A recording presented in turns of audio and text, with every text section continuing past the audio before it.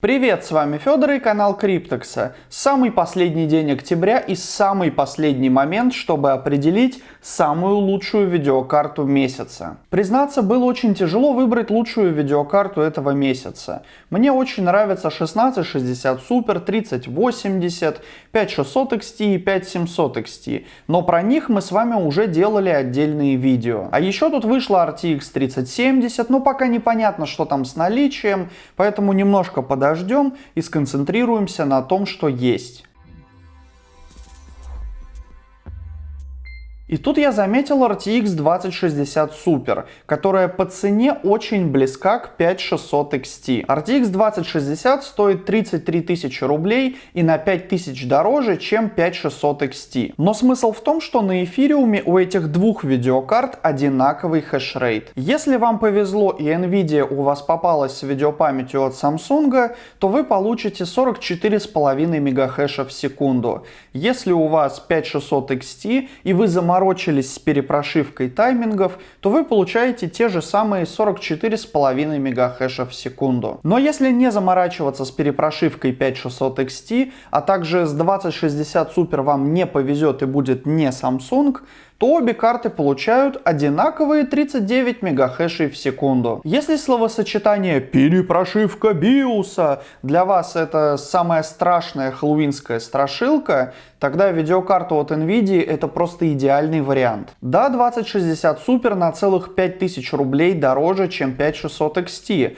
но за эти 5000 мы с вами получаем дополнительные 2 гига видеопамяти. А еще в нашей вселенной водятся такие существа, как геймеры, которые очень любят Nvidia, и поэтому перепродать 2060 Super будет намного проще, чем 5600 XT. А ведь рано или поздно вам либо надоест майнить, либо вы захотите обновиться на новую линейку. Как уже говорил, 2060 Super стоит 33 тысячи рублей. Давайте возьмем, например, штук 6. Это получится 198 тысяч рублей. Под 6 видеокарт нам нужна подходящая материнская плата, и я нашел такую на Авито. Она поддерживает 8 видеокарт и продается сразу в комплекте с процессором, кулером, планкой оперативной памяти и SSD накопителем на 120 гигов. Цена вопроса 6700. Накинем 500 рублей на доставку и получается 7200. Блок питания я тоже решил найти на Авито, и это киловаттный Залман. 8500 рублей вместе с доставкой. Итого получается 213 700 рублей за тушку и видеокарты. Добавим сюда райзеры и получится что-то около 215 тысяч рублей. Каждая видеокарта после настройки для майнинга эфириума будет потреблять по 125 Вт электроэнергии. Когда их 6 штук, потребление 750 Вт. Еще примерно 60 Вт нам с вами нужно на процессоры, вот это вот все остальное. Итого получается 810 Вт. Блок питания я выбрал с сертификатом 80 плюс Gold. Это значит, что КПД у него около 88%. Получается, что наши 810 Вт по 12 вольтовой линии превращаются в 920 Вт из розетки. Ну и переходим к расчету прибыльности и окупаемости. И мы с вами просчитаем оба варианта, когда вам повезло с разгоном и не повезло. 6 карт по 39 это 234 МГц в секунду,